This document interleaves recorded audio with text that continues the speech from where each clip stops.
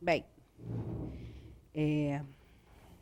hoje nós vamos dar continuidade a um capítulo dos anjos guardiões, espíritos protetores e simpáticos, que já começou há 2 sábados, né? Tá baixo? Melhorou? Então, como eu estava dizendo, nós vamos dar continuidade ao estudo, né, do capítulo que já se iniciou há 2 sábados atrás. Mas isso não interfere em nada em quem não participou dos outros 2. É só para ter noção de que há uma continuidade. E que, se alguém tiver interesse em aprofundar o tema, que não tenha conseguido estar conosco, pode procurar na TV Regeneração para assistir os capítulos anteriores e também pode ler no Livro dos Espíritos, que é o mais indicado. Depois assiste na TV. Né? Mas por que eu estou falando isso? Porque, assim, o nosso tema nos coloca uma pergunta. É possível comunicar-se com os espíritos? É possível comunicar-se com qualquer espírito? Qualquer um encarnado pode comunicar-se com espíritos? E isso que a gente vai estudar na noite de hoje. Eu, então, vou voltar só um pedacinho na questão 495, que é o início do capítulo, e é uma resposta que é de São Luís e de São Agostinho, que fala assim: aos que pensarem ser impossível que os espíritos verdadeiramente elevados se consagrem a uma tarefa tão laboriosa, diremos que influenciamos vossas almas, mesmo estando a vários milhões de léguas de vós. Para nós, o espaço não é nada. E mais embaixo, isso para dizer que não importa onde eles estejam, eles estão sempre em comunicação e tomando conta de nós. E logo abaixo no capítulo, eles falam assim para a gente: não temais fatigar-nos com vossas perguntas. Ao contrário, entrai sempre em relação conosco. Sereis mais fortes e mais felizes. Então, isso significa o quê?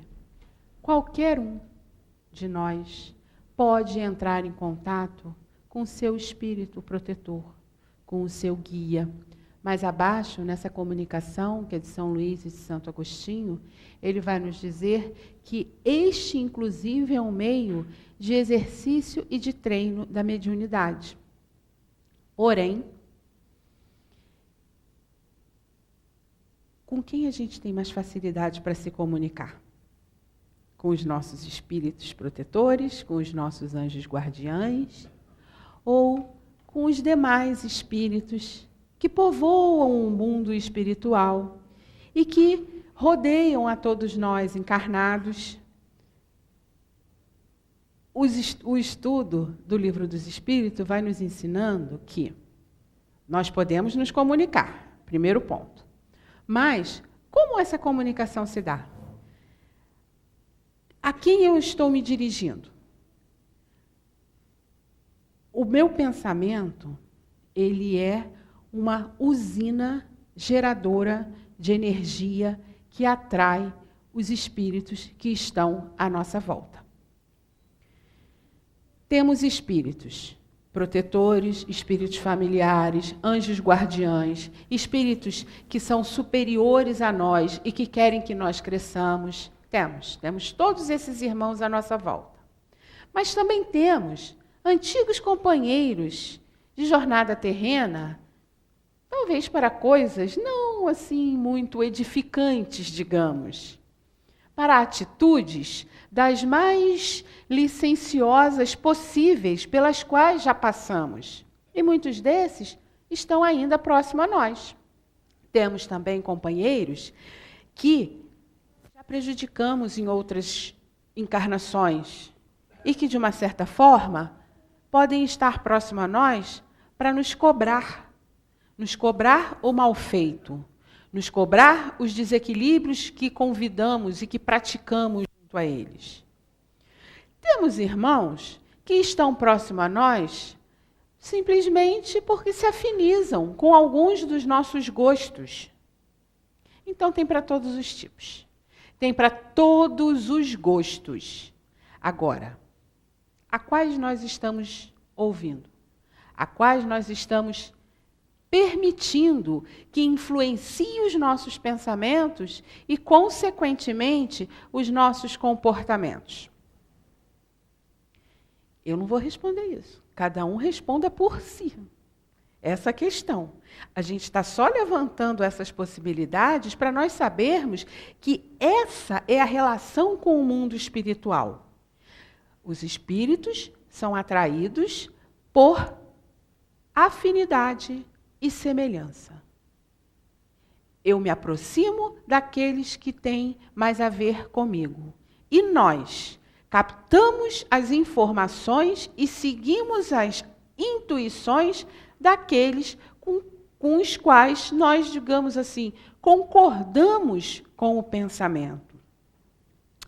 E aí, Kardec vai perguntar para os espíritos, voltando para a questão dos espíritos protetores, se nós podemos ter vários espíritos.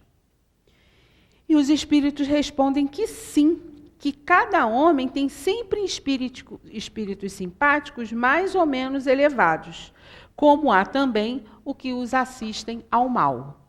Isso quer dizer o quê? Deus deixa que espíritos maus estejam ao nosso lado para nos fazer cair? Ou que eles têm a missão de nos derrubar? Não. Essa ideia não é uma ideia que esteja de acordo com as leis naturais, quer dizer, com as leis divinas. Mas por que então Deus permite que esses espíritos, que foram meus irmãos no passado de jornada de equívocos, continuem caminhando ao meu lado e muitas vezes ainda tentando me derrubar e me deixar presa àqueles sentimentos? Não é Deus que permite. A lei de Deus, ela permite o livre-arbítrio de todos os seres, de todos os seus filhos. Nós temos direito a escolher. Então, se na lei há essa permissão, para que nós nos afastemos daquilo que nós não queremos mais, só tem um jeito: nós mudarmos. Mudarmos a nossa maneira de pensar, mudarmos a nossa maneira de sentir, mudarmos a forma e o sentimento como nós lidamos com os companheiros que estão à nossa volta. Se eu, por exemplo, sou uma pessoa, digamos assim, extremamente ciumenta e crio uma série de dificuldades na minha vida por causa do ciúme, que tipo de espíritos vão se afinizar comigo? Aqueles que têm sentimentos parecidos à paixão do ciúme, que gosta de criar intriga, que gosta de criar discórdia. Eu não estou gostando desse comportamento meu? Não adianta eu culpar os espíritos que estão ao meu lado. São eles que estão me influenciando negativamente. Às vezes, a gente pensa assim, porque é mais fácil. É uma tendência natural do ser humano querer deslocar a responsabilidade própria para o outro. Entretanto, quando a gente começa a entender e a praticar o exercício de assumir a própria responsabilidade, olhar para a sua própria sombra, isso é, para o seu lado obscuro, que veio sendo cultivado ao longo de diversas encarnações, quando a gente começa a criar coragem para olhar para esse lado obscuro, a gente começa a lançar uma pequena luz. E essa é a possibilidade de mudança. Então, voltando ao exemplo, se eu sou uma pessoa deveras ciumenta, eu vou parar e ter a coragem de me encarar. O que faz que eu tenha ciúme? Insegurança? Medo de perder? Necessidade de controlar? Então eu vou trabalhar em mim, a minha insegurança. Medo de perder o quê? Eu sou dona das pessoas? As pessoas que estão ao meu lado me pertencem? Sou eu que tenho que dirigir a vida delas?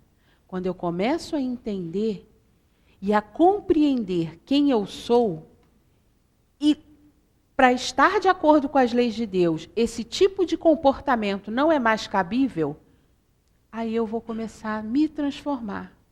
Dessa forma, todos aqueles irmãos que estavam junto a mim, por afinidade ou por todas aqueles outros quesitos que a gente já elencou aqui, que faziam com que eles estivessem me acompanhando e me instigando, Se eu não estiver mais recebendo e aceitando a informação, eles vão ficar do meu lado.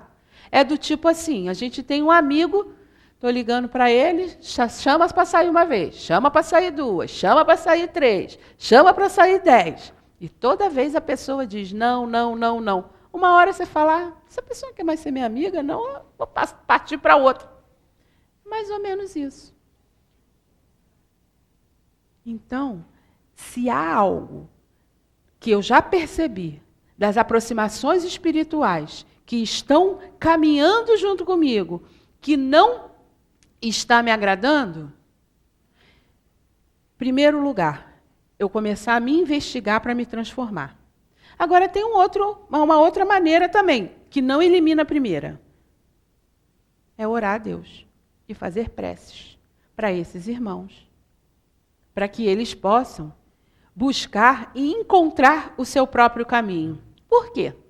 Porque só deveria estar junto a nós os espíritos protetores, guardiães, familiares, aqueles que estariam contribuindo para o nosso progresso de forma positiva e direta com a permissão divina para que nós crescêssemos. Todos os outros têm a permissão divina porque existe o livre-arbítrio, mas eles estão se atrasando e nos atrasando. Então, se a gente já percebe o acompanhamento desses irmãos, a gente pode fazer prece nesse sentido. Que eles sigam o seu caminho, que eles busquem no exercício, no plano espiritual, o exercício do qual vão permitir com que eles prossigam a sua evolução espiritual. Porque esse é o convite permanente de Deus, que a gente evolua. Para isso ele nos criou, para nós crescermos, evoluirmos. Passando para a questão 514, os espíritos familiares são os mesmos que os espíritos simpáticos ou protetores? E aí ele vai falar que existem muitas gradações, mas que, acima de tudo, o espírito familiar é antes o amigo da casa. Então, o espírito familiar, muitas vezes, é aquele que é amigo da família, daquele conjunto, e que está ali para ajudar a cada um daqueles ali a evoluírem, ajudar as pessoas a se harmonizarem, ajudar. Porém, Kardec faz uma descrição mais abaixo, que ele vai colocar que existem gradações. E é verdade. Cada um de nós, inclusive, vai ter um espírito protetor de acordo com o nosso grau de evolução. Todos os espíritos protetores são superiores aos seus tutelados. Não quer dizer que sejam espíritos superiores, mas são superiores a nós. Porque senão, como poderíamos ter plena convicção e confiança de que aqueles espíritos estariam nos orientando no melhor caminho? Mas todos são superiores a nós. Então a gente pode confiar plenamente nos nossos espíritos superiores.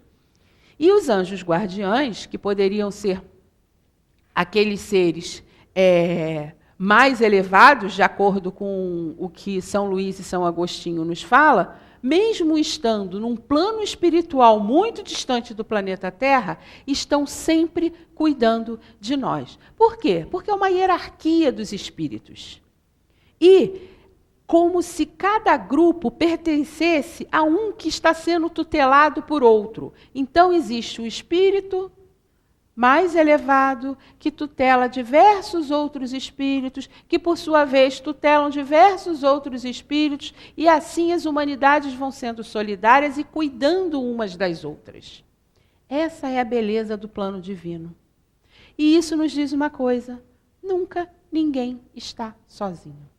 Tem sempre alguém ao nosso lado.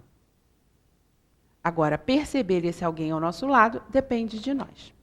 Aí Kardec vai falar, ainda na questão 514, desse espírito protetor, anjo guardião ou bom gênio, que foi o que eu disse, os espíritos familiares, que eles se afeiçoam a certas pessoas por laços mais ou menos duráveis, mas não necessariamente durante a encarnação inteira. Vamos deixar claro, o espírito protetor, ele te acompanha durante a encarnação inteira, salvo algumas exceções, como está nas questões anteriores. Quem quiser saber, procura lá. Mas os espíritos familiares, os espíritos simpáticos que são atraídos a nós, por nós, eles podem estar conosco apenas durante uma determinada época da nossa vida, uma determinada fase da nossa vida, né? E deixei por último o que ele fala, o mau gênio, que é um espírito imperfeito, como a gente já falou aqui, que também pode estar próximo a nós durante uma determinada época da nossa vida, de acordo com as mudanças que nós faremos em nós. Eu vou agora fazer para a gente uma leitura, para a gente fechar essa ideia dos espíritos protetores, e para nós também não termos a ilusão de que os espíritos protetores resolvem tudo. Eles são espíritos mais elevados que nós, com informações, com um grau de elevação superior à nossa. Contudo, nada digamos assim, como eu vou dizer, nada acontece de forma infalível quando um ser encarna. Esse texto, eu vou ler só alguns trechinhos e vou contar a história para vocês. É uma história são todas histórias que foram baseadas em fatos reais acontecidos no livro que chama... Como é que é o nome do livro? Reportagens do Além-Túmulo, que é um livro de psicografia de Chico Xavier, escrito por Humberto de Campos. E o capítulo 4 dele chama Espíritos Protetores. E aí é uma história bem interessante. Um espírito chamado G.U., que ele coloca aqui como elevada entidade de uma das mais belas regiões da vida espiritual, é chamado pelo companheiro mensageiro da verdade e do bem, que anuncia para esse G.U. que um afeto muito caro ao seu coração estava reencarnado e que ele tinha tido a permissão de acompanhá-lo durante aquela encarnação. E aí ele, feliz e exultante, fala, é Laio? E aí o espírito, o mensageiro, diz, sim, é Laio. Aí ele leva o G.U. até o infante que havia acabado de reencarnar. E aí ele fala assim, serás companheiro constante e invisível, poderás inspirar-lhe pensamentos retificadores, cooperar em suas realizações proveitosas, auxiliando-o em nome de Deus. Mas não esqueças, tua tarefa é de guardar e proteger, nunca de arrebatar o coração do teu tutelado das experiências próprias dentro do livre-arbítrio espiritual, a fim de que construas suas estradas para o Altíssimo com as próprias mãos. E aí ele começa o trabalho dele. Quando o menino é bem pequenino, ele instrui a mãe, através da intuição, que ela faça orações, que ela faça rogativas a Deus, que ela ensine o pequeno infante a orar. Enfim, faz todo aquele trabalho do protetor, mas que o bebê ainda não tinha condições de receber aquela informação. E Humberto de Campos nos conta assim, que esse espírito G.U., ele suportaria corajosamente por Laio, apesar da atmosfera dos fluidos materiais. Toleraria de bom grado os contrastes da Terra, sim, porque nós vivemos aqui e achamos tudo muito natural. Mas os espíritos das esferas superiores, eles têm, digamos assim, um choque de fluidos ao adentrar a atmosfera do planeta terreno, que é extremamente densa, grosseira para eles. Na nossa concepção, poderíamos dizer que há até um certo sofrimento. Na nossa, não estou dizendo que eles sofrem, mas do que a gente consegue entender é como se houvesse um sofrimento. E aí, todos os sofrimentos eventuais seriam poucos, pois acabava de alcançar a oportunidade de erguer, dentre as dores humanas, um irmão muito amado que fora seu filho inesquecível. E aí eles continuam fazendo o relato. Eu não vou ler tudo aqui, porque são 3 páginas, senão acabou o tempo. Eles falam assim: os espíritos amigos encarregados de velar pela transição daquele nascimento entregaram-lhe o pequenino. Sim, foi antes. Porque isso é uma coisa interessante. Jeú chega para acompanhar o pequenino, não quando ele se tornou um pequeno feto no útero da mãe, quando ele já estava encarnado. Havia tido toda uma equipe que havia preparado Laio, acompanhado a gravidez, e quando ele nasce é que Jeú é comunicado que ele havia reencarnado, e aí ele começa o trabalho de espírito protetor. Aí tem todo aquilo que eu falei, ele já vai intuindo a mãe e tal. Jeú vai crescendo, Laio vai crescendo, e aí chega na adolescência, a fase que o espírito retoma as suas qualidades ou imperfeições e começa a agir de acordo com as suas tendências. Quando chega na adolescência, Laio não era um espírito evoluído. Laio era um espírito daqueles que ainda estava preso, tanto que havia reencarnado. Jeú já estava em outro plano, mas ele foi convidado a retornar. Então, Laio começa a se envolver com tudo aquilo que ele gostava.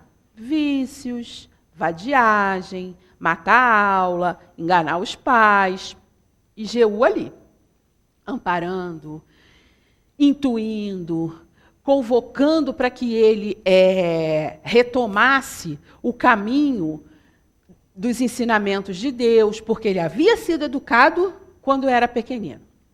Jovem ainda, os pais deles desencarnam e deixam um dinheiro razoável para ele. Mas óbvio que com essa vida, rapidamente, o dinheiro vai-se embora e ele se vê numa situação difícil e delicada.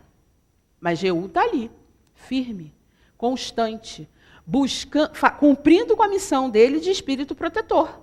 Ele havia sido um pai que havia deixado algumas falhas em encarnações muito passadas. E havia retornado, e ali estava ele, então. O tempo vai passando, Laio continua. Depois que ele perde tudo, Jeú mobiliza diversos amigos, porque os espíritos protetores, eles intuem a nós, mas eles atuam, muitas vezes, com os espíritos protetores de outros, com outros encarnados, para que a vida daquele seu protegido siga um caminho de orientação, de bons caminhos, de boas escolhas, e favorece em alguns momentos para que a pessoa não se sinta totalmente desolada e perdida. E Jeú fez exatamente isso com Laio. Quando ele perdeu tudo, antes que ele entrasse para a vida desregrada totalmente e se perdesse, ele mobiliza alguns conhecidos dos pais de Jeú, e esses conhecidos arrumam um emprego. E é interessante que Humberto de Campos coloca numa empresa honesta, onde ele foi trabalhar como auxiliar de serviços gerais. Ele aceita o emprego, começa a trabalhar, mas Humberto de Campos também marca. Ele fala mal da empresa o tempo inteiro, para a gente ver que espírito era esse. E aí a história continua. Ele resolve se casar. E Humberto de Campos coloca, menos por amor, mas por necessidade. Casa, primeira bênção para ver se ele retoma o caminho de Deus. Casamento, e aí ele tem 3 filhos. Mas era um espírito rebelde, de uma rebeldia resistente. E ele trabalha, sustenta os filhos, mas, como Humberto de Campos diz, coloca os filhos no caminho do vício. Ele não entra em detalhes que caminhos seriam esses, mas ele coloca os filhos no caminho do vício. E o tempo vai passando e Jeú continua ali ao lado dele. E aí, um determinado momento, ele vai ficando desolado, sim, porque as décadas estão passando e ele vê que aquele espírito não consegue se reequilibrar no caminho do bem. E aí é interessante que ele fala assim, Jeú sentiu-se desolado e, reconhecendo que não poderia prosseguir sozinho naquela tarefa, solicitou o socorro dos anjos das necessidades. E aí, isso significa o quê? Ele recorreu às esferas mais altas dos espíritos angélicos para que ajudasse o seu tutelado. Mas Laio resiste. Laio continua rebelde, se envolve numa rede de intrigas e mentira, e aí acaba sendo demitido. Jeú, então, foi mais longe, pedindo providência aos anjos que se incumbem do serviço das moléstias úteis. O que significa isso? Laio adoece. É uma das formas que a espiritualidade muitas vezes usa para fazer com que a gente se volte para dentro da gente mesmo. Porque o ser adoecido, ele tem limitações. Ele precisa ficar quieto muitas vezes para poder refletir. Esse é o objetivo. Mas o que acontece com Laio? Continua endurecido, era um coração duro, começa a se revoltar, mais rebelde ainda ele fica, começa a blasfemar contra Deus, e a situação dele vai ficando cada vez mais dura, cada vez mais difícil. Foi aí que, desalentado quanto aos recursos postos em práticas, o bondoso guardião implorou os bons ofícios dos anjos que se encarregam dos trabalhos da velhice prematura.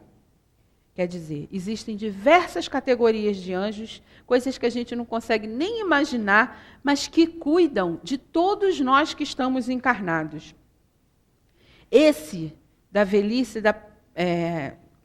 a velhice prematura, eles amoleceram-lhe as células orgânicas, subtraíram do rosto a expressão de firmeza e resistência, alvejaram-lhe os cabelos, enrugaram-lhe o semblante. Mas o infeliz não cedeu.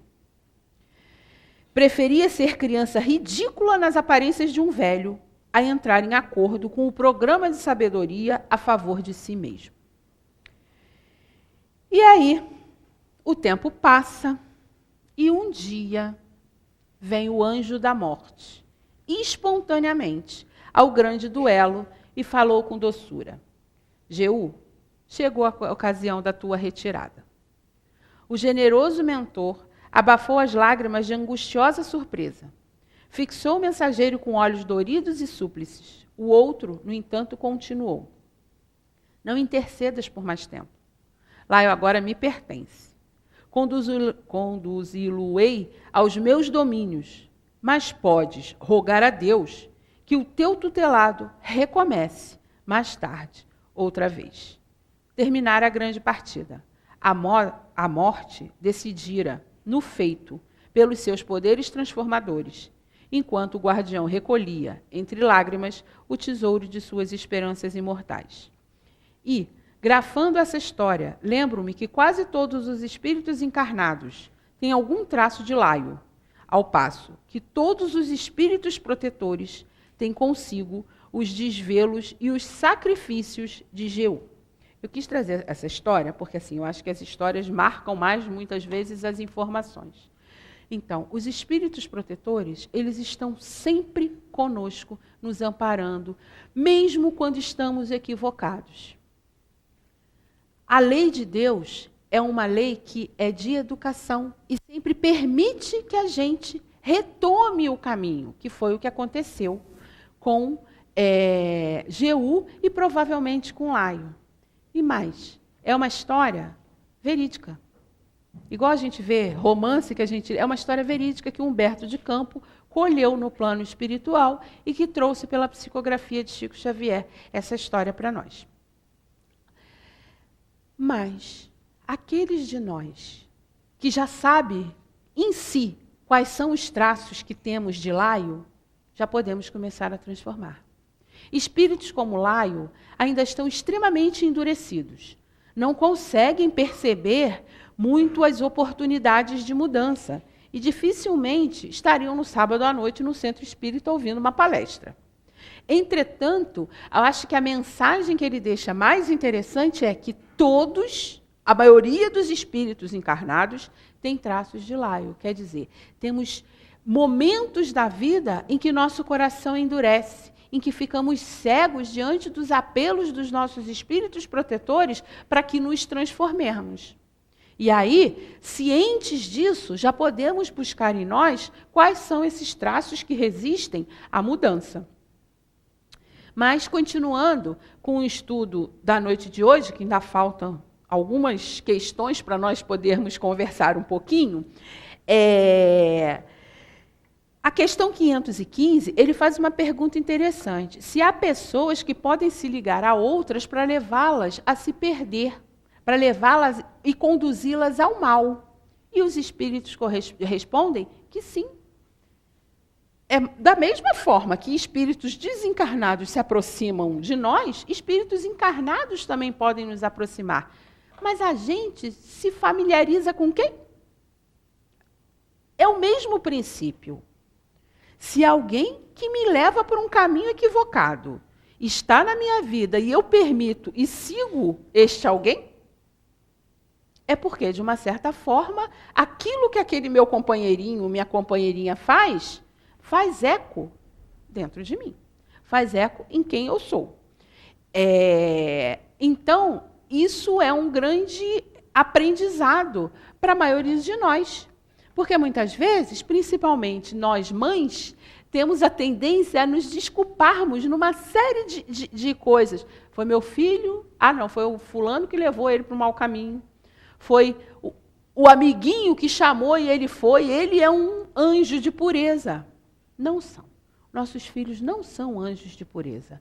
Não são espíritos elevadíssimos. Pode vir um ou outro, óbvio.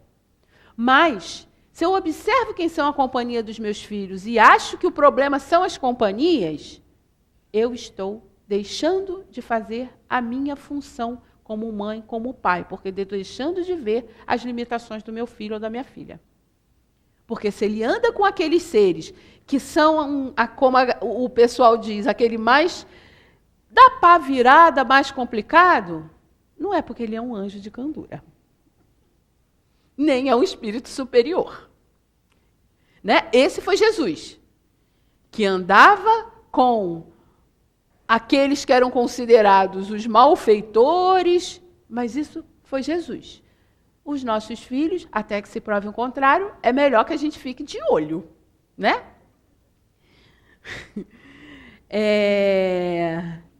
Tem uma questão interessante aqui. Haverá espíritos que se liguem a uma família inteira para protegê-la? E aí eles respondem que os espíritos se ligam aos membros de uma mesma família e que estão unidos pela afeição. Mas não acrediteis, isso é interessante, em espíritos protetores de orgulho de raças. Por quê?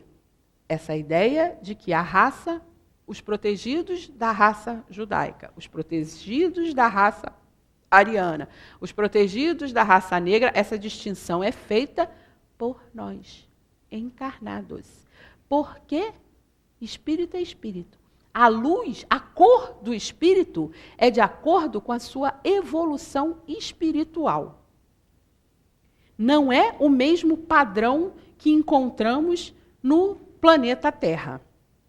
Existem espíritos que se afeiçoam a membros da família para ajudar, para contribuir, como existem, e aí ele vai falar mais para frente, espíritos que se afeiçoam às sociedades, às cidades. Existem espíritos protetores das ruas, existem espíritos protetores dos bairros, das cidades. A gente já parou para pensar? A gente faz espírito. Quem faz culto do Evangelho no lar aqui, faz o culto pela sua casa. Mas lembra que existem espíritos protetores nas ruas?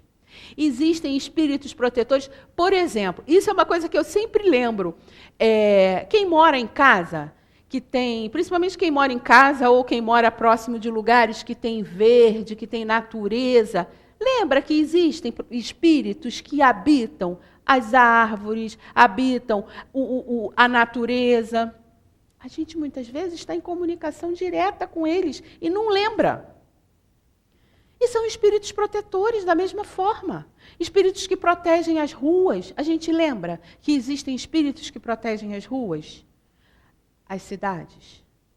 O país? A gente sabe quem é o espírito protetor do Brasil. A maioria de nós sabe. Ismael, né? E quem não sabe, fique sabendo, procure saber mais, pode procurar lá na Dr. Google, que nos informa bastante coisa, procure. Ismael é o espírito protetor do Brasil, segundo o que nos traz também é Humberto de Campos, no livro... Não, Humberto de Campos né? No Brasil, Coração do Mundo, Pátria do Evangelho, é Humberto de Campos, e ele fala de Ismael ali. E como Ismael foi convidado por Jesus a ser o espírito protetor e guia da nossa pátria. Mas não vou entrar nesse assunto agora, porque a gente está em pouco tempo e ainda faltam algumas questões aqui. Mas é um assunto bem interessante para a gente, né? E aí, mais embaixo, ele fala assim, na questão 520, os espíritos protetores das massas são de uma natureza mais elevada do que os que se ligam aos indivíduos? Tudo é relativo ao grau de adiantamento das massas como dos indivíduos. Então, vamos entender o seguinte. A nossa sociedade, o Brasil, tem um espírito guia de acordo com... foi uma escolha do Cristo, que é o governador do planeta, mas de acordo com as necessidades do nosso país. Cada país tem um espírito guia de acordo com as necessidades de evolução e aprendizado dos seus povos. Da mesma forma que Jesus Cristo é o espírito guia do planeta Terra. Olha a hierarquia se fazendo aí, mais uma vez. Agora, entre os espíritos guias, entre esses que governam, eles são companheiros, eles se pautam pelos ensinamentos de Deus. Essa é, digamos assim, a lição para todos nós encarnados. Da mesma forma, nós temos, quando a gente começa a entender isso, a gente vai percebendo que nós temos a mesma responsabilidade. Eu consigo tutelar alguém? Eu consigo orientar e cuidar de alguém que esteja numa condição que precise, que eu possa dar o meu cuidado? Por isso, Deus criou as famílias. Organizou, muitas vezes, outros tipos de família, além das famílias tradicionais, como algumas instituições que se organizam para cuidar de pessoas que precisam de cuidados. Porque a ideia da família são pessoas reunidas que cuidam umas das outras. Nós, quando falamos família, fechamos naquela ideia, pai, mãe e filhos, e descendentes. Sim, esse é o núcleo da família. Mas a ideia... E quem não consegue estar dentro dessa estrutura por um motivo ou por outro? Está abandonado do cuidado divino? Não. Deus não desampara ninguém. Então, existem, às vezes, instituições, outros espaços onde as pessoas podem se reunir e estar sendo cuidadas da mesma forma. E mais, cada um tendo a certeza e a convicção de que nunca está sozinho, de que tudo aquilo que precise, faça em elevação do pensamento, preces e auxílio para estar sendo orientados de acordo com as leis de Deus. Porque todas as preces são ouvidas, as atendidas são as que estão de acordo com a lei de Deus. Mesmo que às vezes a gente não compreenda. Não existe prece que fique sem resposta. Às vezes a gente não ouve a resposta, ou a resposta não nos agrada. Ou então a gente está fazendo preces que contrariam a lei de Deus. Essas não serão atendidas.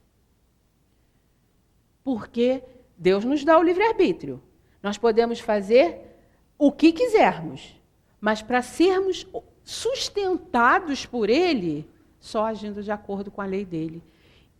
E quem falou isso? Foi Jesus. Que, quando disse que nós teríamos um fardo leve e o jugo suave, desde que seguíssemos os seus ensinamentos. Então, essa é uma ideia que renova e sustenta o coração de muitas pessoas quando se parte do princípio de que nunca se está sozinho e que tudo aquilo que nós pedirmos, seremos atendidos. Claro, com essa condição. E a questão 521, certos espíritos podem auxiliar o progresso das artes, protegendo os que delas se ocupam. Há espíritos protetores especiais que assistem os que os invocam, quando os julgam dignos disso.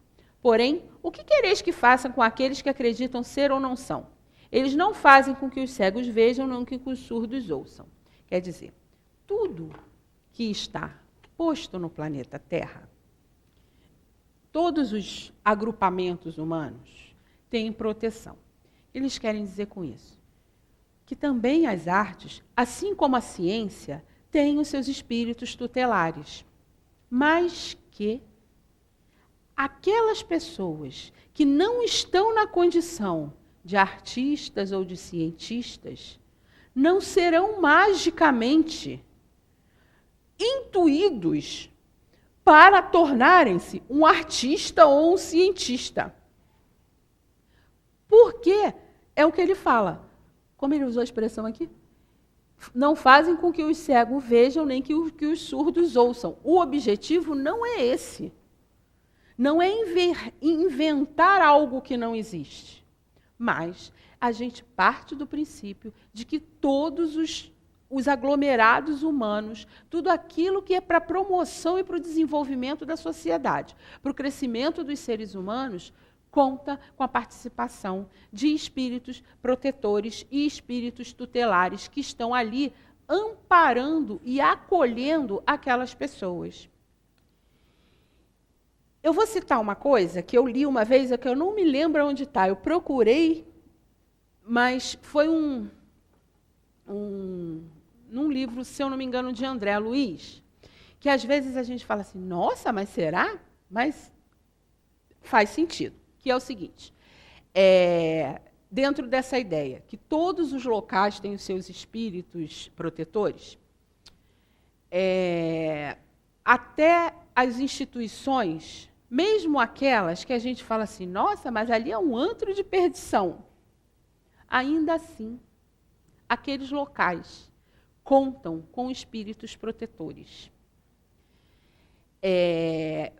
A história que eu li, que está no livro que eu não me lembro, era exatamente um socorro que ia ser feito a um homem que estava dentro de um prostíbulo. E os espíritos que estavam para socorrê-lo recorrem aos espíritos protetores daquele ambiente. Depois, se alguém lembrar e souber, por favor, me diga, que eu não me lembro onde está isso. Mas isso para a gente entender o seguinte. Mesmo quando a gente está num ambiente com energias densas, energias carregadas, ou porque fomos por vontade própria, estaremos mais conectados. Aí é mais difícil. Mas, às vezes, a gente é levado a situações onde a gente está em ambientes em que não era exatamente a minha vontade, mas existem necessidades em que a gente não escolhe exatamente o local que a gente tem que estar. Ainda assim, nós podemos elevar o nosso pensamento e nos conectarmos com os espíritos que protegem aquele ambiente. Isso é só para dar uma prova de que Deus não nos desampara nunca, em momento nenhum. E para encerrar, eu vou contar uma outra história, que está no livro Jesus no Lar, que é uma psicografia também de Chico Xavier, do espírito Neio Lúcio, que é Proteção Celeste. É a história de um senhor que ele estava caminhando para um determinado local e ele iria fazer uma travessia num local, ia pegar uma parte da noite. Só que ele começa a ficar aflito porque o tempo dá sinais de que vai começar a mudar. Uma nuvem aqui, um raio ali. E aí ele faz uma prece pedindo a Deus que o ampare, que o proteja e que o conduza em segurança e que o ajude a um local para abrigo. Aí ele começa a caminhada dele.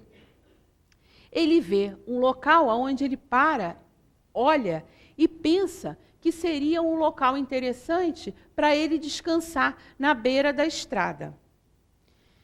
E aí, o cachorro que o acompanhava começa a latir e ele percebe que havia algo ali naquele ambiente que não era muito seguro. Ele fica receoso e continua caminhando. Até que ele vê uma grande árvore com um tronco, assim, um buraco dentro. Ele fala, nossa, esse local seria perfeito. Aí dá um vento e derruba um galho, fechando a entrada do local onde ele ia passar. Aí ele já começa a ficar aflito, mas ele não desiste. Mais à frente, ele vê uma casa. E nessa casa, ele vai pedir abrigo.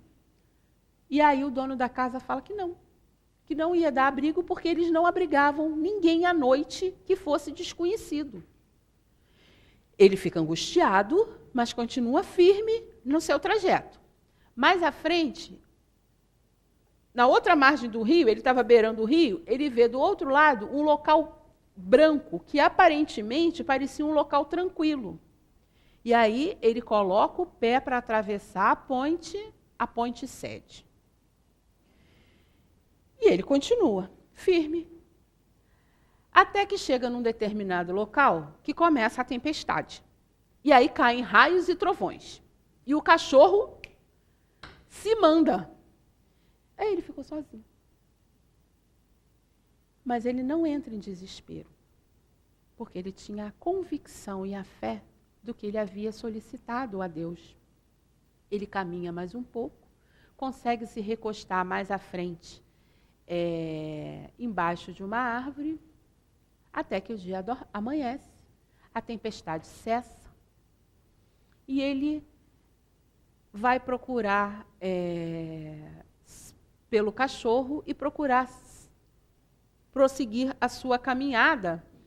E nesse caminho ele consegue saber que há uma pessoa que ele vai conversar ao longo do caminho, que aquele lugar branco e tranquilo à noite, que parecia para ele que estava da outra margem do rio, era um pântano.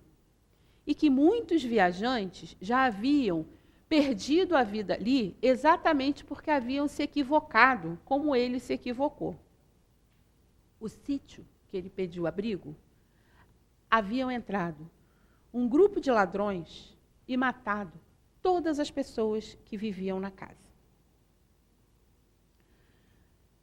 A árvore era um covil de lobos, a primeira árvore.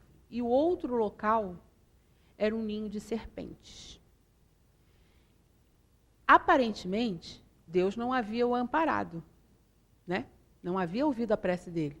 Todos os locais que ele tentou encostar, chegar, se proteger, ele não foi, digamos assim, acolhido.